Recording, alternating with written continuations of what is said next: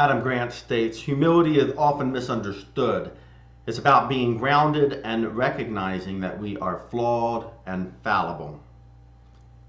The theme verse for this devotional is from Acts chapter 1, verse 23.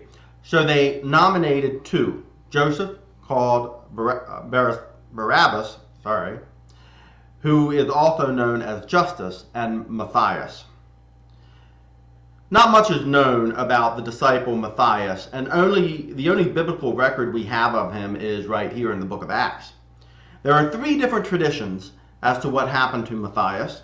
One states he traveled the world planting churches, particularly those around the Cappadocia region in modern-day Turkey. Another tradition places him dying for the faith by stoning and beheading in Jerusalem. And yet another tradition states that he died of old age in Jerusalem. Knowing that you don't know much about a person or subject is a lesson that all of us need to learn in our lives. There are many people who treat their ignorance of a topic as knowledge, and there are people who mistake experience as a valid replacement for knowledge.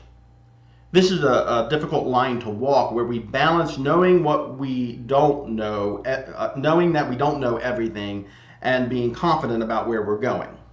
Okay, that's the difficult balance.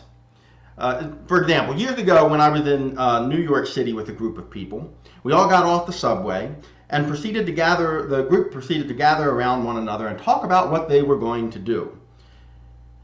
Because it was embarking on a free time segment. And I promptly stated that I would see everybody later, and I headed off. I distinctly remember one person in the group saying, "I'm going with John. He seems to know where he's going."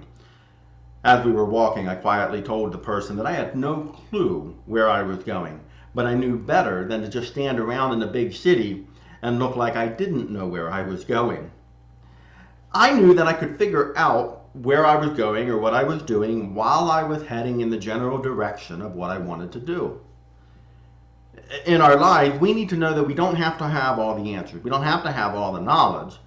Sometimes we need to figure things out as we are going towards them, as we are moving along. That is where we as a church are right now. We don't have the luxury of standing still and figuring it out. We need to keep moving forward, but we can acknowledge that we really don't have the answers on what we're doing. We don't really have the answers on how to do church in today's environment. Not knowing is fine. It shows that we can be open to new things.